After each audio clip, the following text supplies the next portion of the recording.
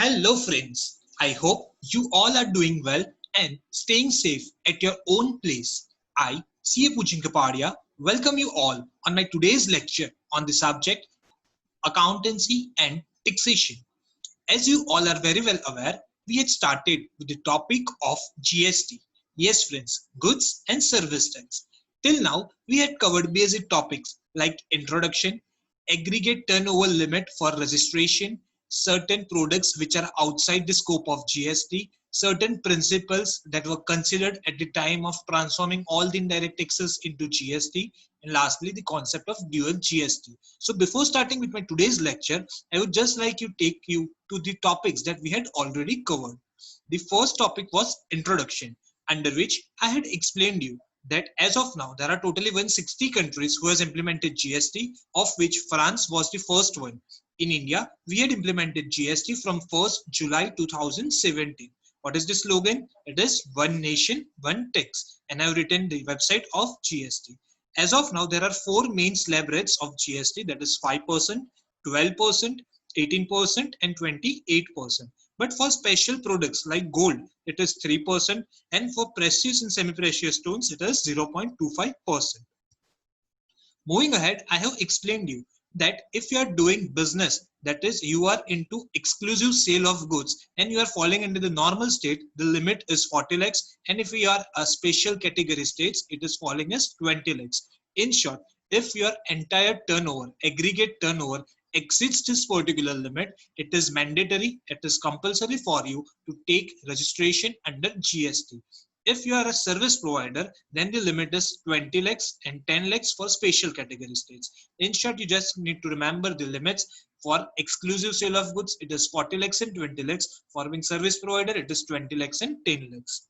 Next topic was, when I was transforming all my indirect taxes into GST, what were the principles that I had considered at the time of taking those indirect taxes into GST? So there are basically four principles that I have considered, which include: first, it should be indirect tax. Second is, it should be a part of transaction chain. That is, it should be levied somewhere during the transaction.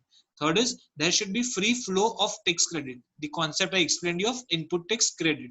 And last is, there should be revenue fairness between central government and state government, that is union and states. Now there are certain commodities which are kept outside the purview of GST, which includes alcoholic liquor for human consumption, electricity, and 5 petroleum products. And the last concept was dual GST. As you are well aware that we are not having a single GST, we are having two kind of GST in our country.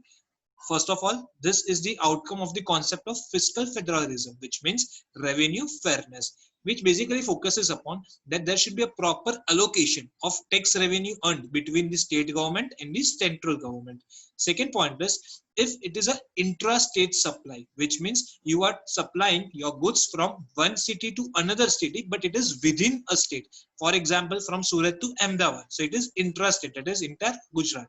In this particular case, there are two types of GST which are leviable. First is CGST, which is Central Goods and Service Tax, and second is SGST, that is State Goods and Service Tax. If you are transacting in Union Territory, then again there are two types, CGST and UTGST. In short, what I want to say over here is there are two kinds of GST which are being leviable. Now, for example, my product is such that on which there is a GST rate of 18%, then I'm going to pay 9% of CGST and 9% of SGST. I hope I'm clear with intrastate. Fine. Second is interstate. Interstate means when you are selling or supplying your product from one state to another. For example, I'm supplying my product from Surat to Mumbai. This transaction is known as interstate transaction, on which what is leviable? It is IGST, which is known as Integrated Goods and Service Tax. Basically, there was certain tax previously, that is pre-GST period, like excise service tax, which were collected and levied by central government, while VAT was collected and levied by the state government. Now, all these taxes were being transformed into GST, as a result of which they have decided to come up with the concept of dual GST, so that there can be revenue fairness between central government and state government. So friends, this is what we have covered till date. I hope you are very well clear with all the points that I have discussed in the last lecture. So let's start with the new topic for today. The topic is the hot favorite one from the viewpoint of examinations, because if you take the previous year examination papers, you are going to find this question as a long question or a short note. So I would like to request you that please go through this topic in a much detailed manner. The name of the topic is advantages and limitations or challenges of GST. So basically we are going to discuss first of all, what are the advantages of GST? We all know GST came into effect in India from 1st July 2017. So what all are the benefits that we have received? What all are the advantages that we have received? We are going to discuss that particular part. The first point is input tax credit. As I have explained you in the last lecture, for example, I had purchased a product on which I had paid 5 rupees as GST. Now I have sold that particular product and I have collected 15 rupees as GST from the customer. So the simple example lies as 5 rupees is what I have paid to the supplier and 15 rupees is what I have collected from the customer in the name of GST. Now what government will say, sir, you have collected 15 rupees, so please deposit 15 rupees with me. But what I will say, sir, I have collected 15 rupees, but at the same time, for purchasing this particular product, I had already paid 5 rupees as GST. So as a result of which government will say that, okay, fine, you need to pay me 15 rupees minus you have already paid 5 rupees. So now you are liable to pay net 10 rupees of GST. Now friends, in this particular case, I have got the credit of 5 rupees that I had already paid at the time of purchase. This credit is known as input tax credit. This is one of the biggest advantage that you are getting in GST. Your tax liability is coming down, or you can adjust the tax that you had already paid at the time of purchasing your raw material or input services. As a result of which your entire tax liability is getting down and you can adjust the taxes that you have already paid. This is known as input tax credit. We are going to take this short note in today's lecture itself in a later part, so that you are going to well be aware about this particular topic. So yes, this is the first advantage. Then I can adjust the tax credit for the tax that I had already paid on the particular product. Second point is eliminate cascading effects. There were certain previous taxes, that is before GST, there were certain taxes on which the tax structure was such that tax was being charged on tax. That is, for example, I am manufacturing a product.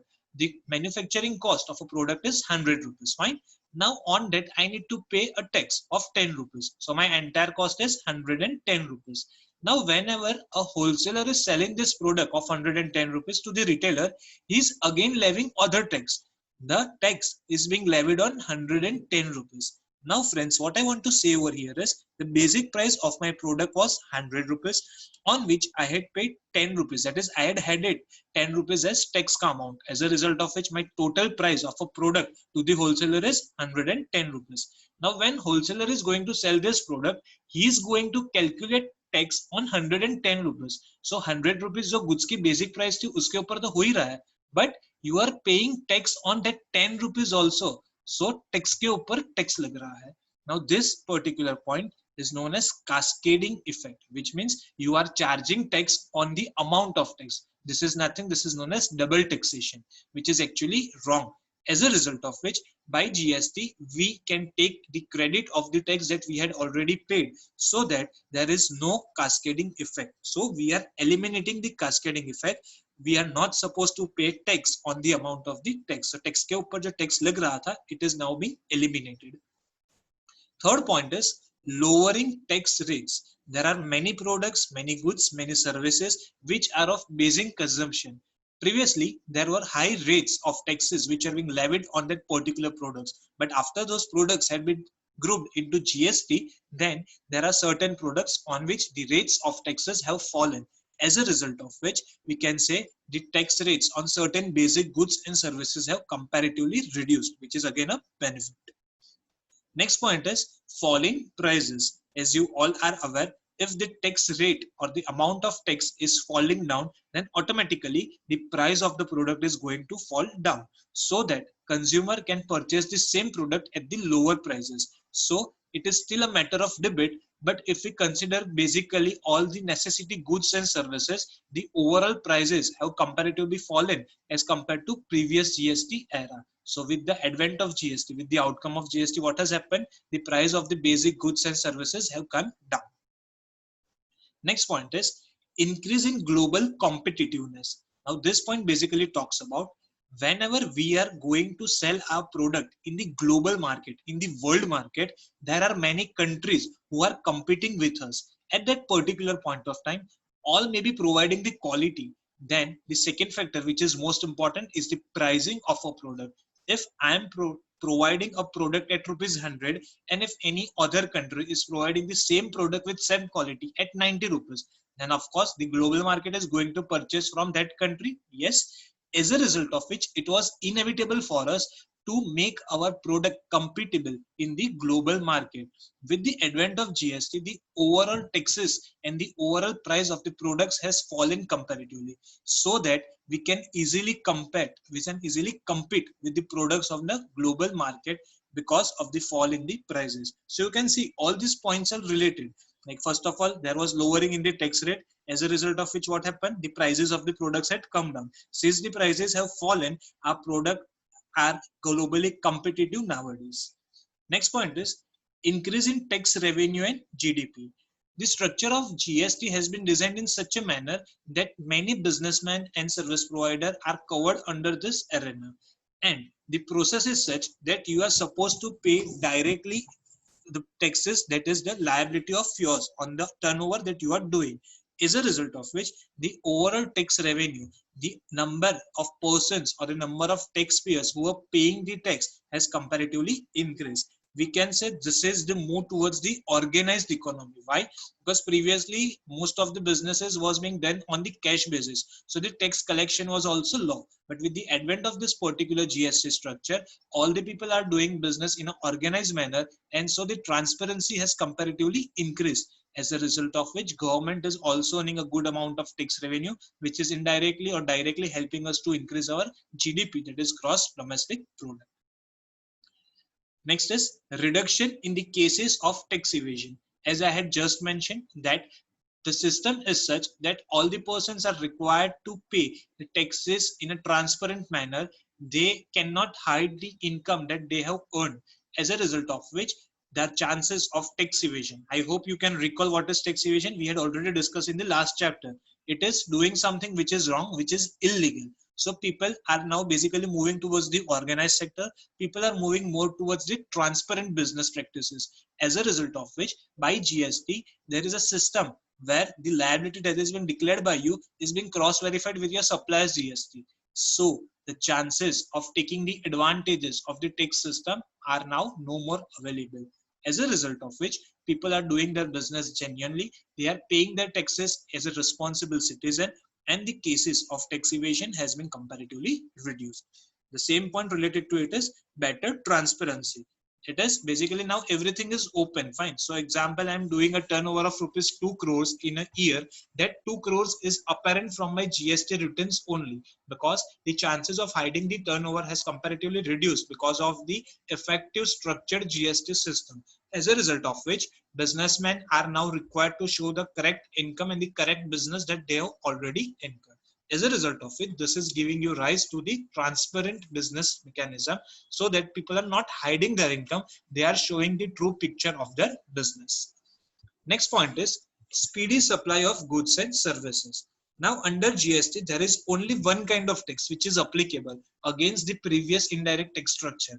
As a result of which, whenever you are going to supply your goods from one state to another or from one city to another, the formalities, or you can say the paperwork, has comparatively reduced. Now we are having e-way bill system. Since it is not a part of your topic, so I'm not going into detail, but it is one of the mechanism by which it is a single document using which you can easily transport your goods from one place to another. So overall, I can say the supply of goods and services has become speedier, so people can get their products in a right time whenever it is needed. And this is all because of one nation, one tax. The last point is shift towards organized sector. As I have told you previously, major businesses were running on the cash basis. People were trying to conceal their income or conceal their turnover, as a result of which it was not possible to get idea about the correct business picture. But nowadays, since GST has come, all the people are required to show the correct picture of their business. all the people who were not previously taking registration under indirect taxes are now motivated to take registrations under GST. As a result of which, people are trying to show their business on books to the government also. And so there is a shift from the unorganized sector to the organized sector of trade and commerce. So friends, all these points are the advantages of GST. As I have also mentioned earlier, that this question is more likely to come in your examination. So I would just like to request you to take a moment and see to all the points that I have written over here.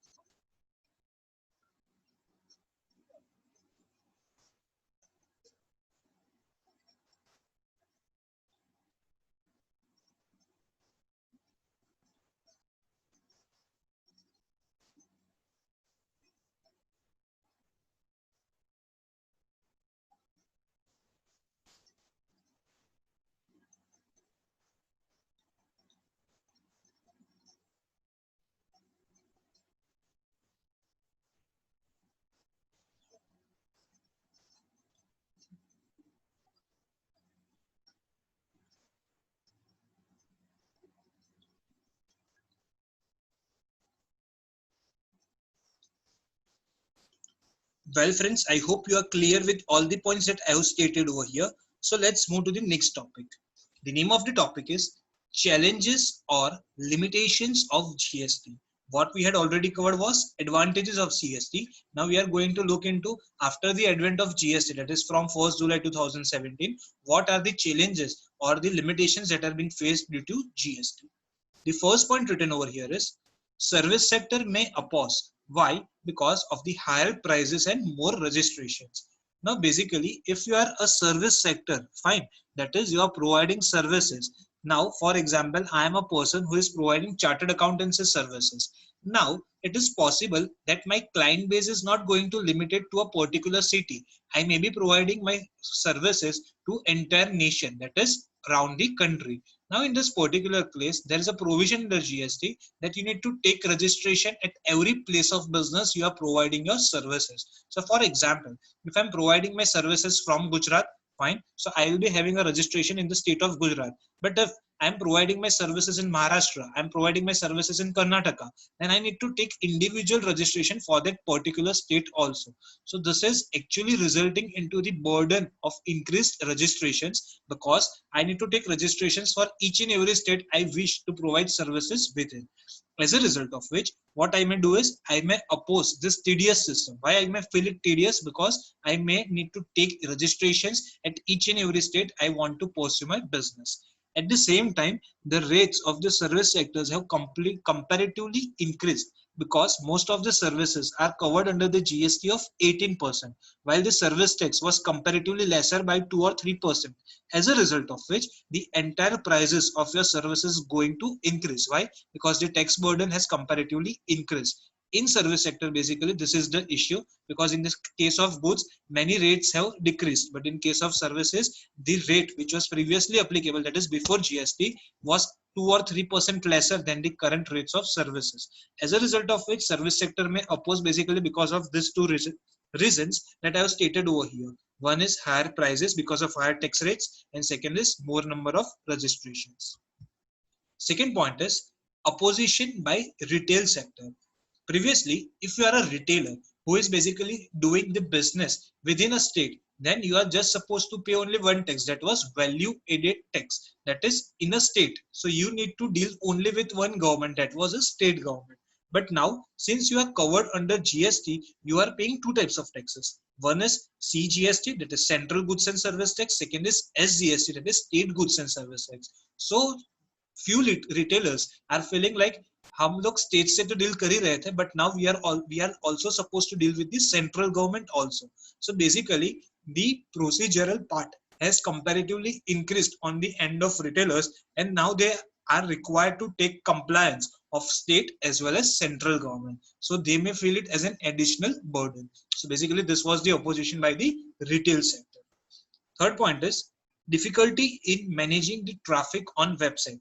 This is basically the practical issue which is being faced by many GST practitioners. Fine, because the website that has been made for GST as of now is not able to absorb all the number of taxpayers. Because generally what happens, Indian people are of the nature that they generally try to pay their taxes or file their returns when the due dates are nearer. As a result of which the load or the traffic on the website is increasing on the last dates. For example, 28th July is the date to pay a GST return. Now, most of the businessmen, though they know that 20th July is the last day, but they are going to file their return on 19th or 20th itself. As a result of which, since there are more number of taxpayers who are being filing their returns on those particular dates, the traffic on the website increases. As a result of which, we may face the issues that sometimes website gets hanged or it may take certain more time in processing. So basically, this is one of the practical difficulty that we keep on hearing from various GST practitioners. Next point is, till now, there was no facility for revising return. That is, if you are filing your GST returns, you cannot revise it afterwards. That is, by mistake, if you have entered something wrongly, then there was no opportunity for you to correct that particular part. So revising return facility was not available till now. But touch wood, government has launched that part also recently during this pandemic scenario. So now there are certain provisions under which you can make corrections. But till now, this facility was not there in GST return, as a result of which it is written in the point of limitation.